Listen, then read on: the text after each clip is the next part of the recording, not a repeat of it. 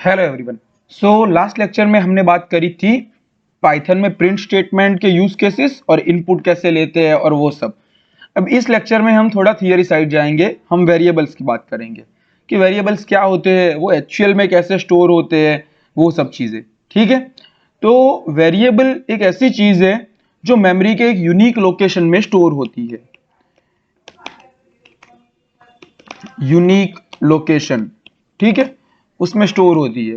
Memory कौन सी? तो memory होती है रैम, यानी कि रैंडम एक्सेस मेमोरी। अब कोई भी वेरिएबल है, जैसे कि हमारे पास हमने लिखा a इज इक्वल टू 10, ठीक है, तो इसमें क्या है, इसमें हमारे पास चार कंपोनेंट्स होते हैं। कंपोनेंट्स चार होते हैं। एक है इसका नाम, जो कि हमारे पास है a, ठीक है, कि इसका नाम a है।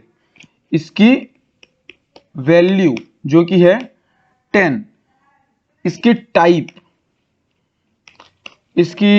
टाइप, हमें पता है कि हम टाइप बिल्ट इन फंक्शन से निकाल सकते हैं, जो कि है इंटीजर। और इसका मेमोरी में एड्रेस, अब इसके बारे में आपको नहीं पता है तो हम आज इसकी भी बात कर लेंगे, ठीक है। अब वेरिएबल होता है वो मेमोरी में एक स्पेसिफिक लोकेशन को रिफर करता है। मतलब मेमोरी में इस हम वर्चुअली बात नहीं कर रहे, जो हमारे पास रियली में मेमोरी होती है ना, कि जो हमारी कंप्यूटर की फिजिकल मेमोरी होती है, उसमें एक लोकेशन को वेरिएबल रिफर करता है या उस पे पॉइंट करता है कि इस लोकेशन में ये वेरिएबल स्टोर्ड है। अब हम कैसे देखेंगे कि कौन सी जगह पे लोकेशन स्टोर्ड है? तो उसके लिए हमारे पास एक बिल्ट इन फंक्शन आता है। हम क्या प्रिंट करेंगे, जैसे कि पहले तो हम, ठीक है, सिर्फ ए प्रिंट करते हैं। ए प्रिंट करने पर क्या आएगा, हमारे पास ए की वैल्यू जो कि 10 है। अब हमें ए की टाइप देख लेनी है, तो हमें पता है कि प्रिंट के अंदर लिखेंगे टाइप ऑफ ए। सेव करके रन करा तो हमारे पास आ गई, उसकी वैल्यू है 10 और उसका क्लास है इंटीजर, ठीक है। अब हम बात करेंगे आईडी की, एड्रेस कि मेमोरी में उसका एड्रेस कौन सा है। तो ये जो वैल्यू आ रही है वो उसका मेमोरी में एड्रेस है। अब ये मेमोरी में एड्रेस है, उसी तरह उसका हेक्साडेसिमल फॉर्म में भी एड्रेस होता है। तो उसके लिए हम क्या करेंगे, हेक्स ऑफ आईडी ऑफ ए, ठीक है, और इसे हमने रन किया तो हमारे पास ये एक वैल्यू आ गई कि हाँ, मेमोरी में इस हेक्स लोकेशन पे हमारा वेरिएबल स्टोर हुआ है, ठीक है। ये हमने बात कर ली कि वेरिएबल की वेरिएबल मेमोरी लोकेशन में कहाँ स्टोर हुआ है, उसकी आईडी निकालना और उसका हेक्साडेसिमल एड्रेस निकालना, ठीक है। अब हम वेरिएबल डिक्लेयर करते हैं तब एक्चुअल में क्या होता है, वेरिएबल डिक्लेयर करते हैं तब हम मेमोरी में किसी एक लोकेशन को कोई नाम देते हैं।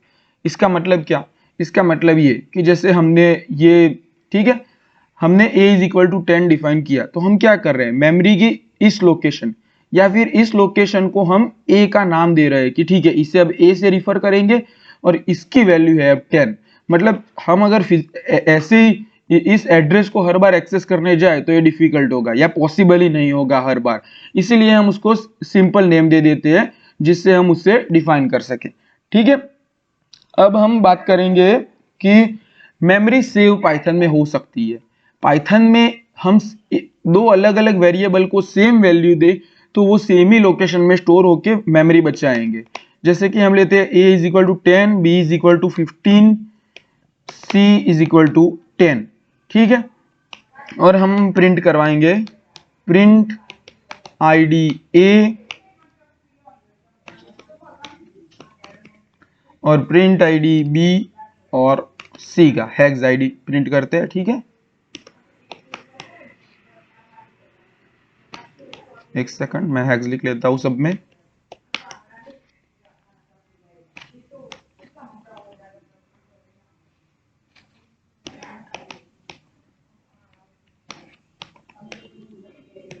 हमने इसे रन किया तो देखिए ये हमारे पास एक वैल्यू आ रही है कुछ, ठीक है, ये हमारे पास एक वैल्यू आ रही है कुछ और ये हमारे पास कुछ वैल्यू आ रही है।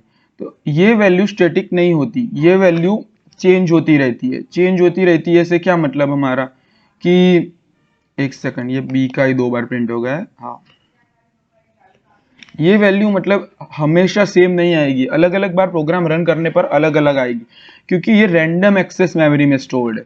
इसमें रैंडम का मतलब ऐसा नहीं होता कि ये कंप्लीटली रैंडम है, पर हाँ इसकी पैटर्न ढूंढना डिफिकल्ट होता है, तो हम इसे रैंडम कहते हैं। अब आपने एक चीज अगर नोटिस की हो तो हमने ए की वैल्यू और सी की वैल्यू सेम दी है, तो उसकी देखिए ABC86A50, इसमें भी ABC86A50, मतलब दोनों एक ही जगह पे स्टोर होके मेमोरी सेव कर रहा है, पर बी की वैल्यू अलग है, तो उसमें मेमोरी लोकेशन चेंज हो गई है। ठीक है, तो इस तरह से पाइथन मेमोरी सेव करता है। अब नेक्स्ट लेक्चर, ठीक है पहले एक और बात कर लेते हैं। इंपोर्ट, हम ये एक लाइब्रेरी इंपोर्ट कर रहे हैं टाइम नाम की। अब लाइब्रेरीज कैसे इंपोर्ट करते हैं उसके बारे में हम एक डिटेल लेक्चर पूरा बनाएंगे, और उसमें इंपोर्ट ओएस भी देखेंगे और वगैरह देखेंगे, पर अभी तो एक बेसिक से चीज देख लेते हैं। हमने किया इंपोर्ट टाइम, फिर हमें इसमें प्रिंट करना है टाइम डॉट मोनोटॉनिक। ठीक है, हमने इसे रन करवाया। इस प्रोग्राम को रन करते वक्त अभी ये मोनोटॉनिक टाइम है। अब इसे हम नैनो सेकंड में भी प्रिंट करवा सकते हैं, सिर्फ _ns करके उसे रन करो आप, तो आपके पास देखो ये नैनो सेकंड में टाइम आ गया। अब ये प्रोग्राम रन हो रहा है तब इसका मोनोटॉनिक टाइम ये है।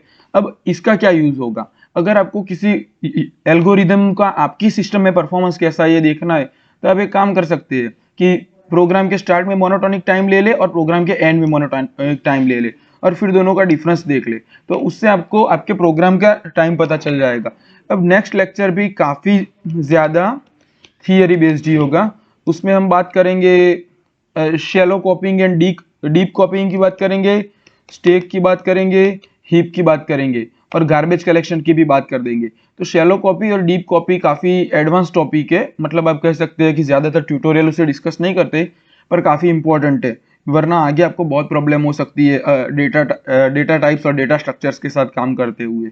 तो उसका हम एक डिटेल सेक्शन कर देंगे, और अगर उस लेक्चर में नहीं हो पाया तो उसके नेक्स्ट लेक्चर में हम स्टैक, हीप और गार्बेज कलेक्शन की बात कर लेंगे। ठीक है, थैंक यू।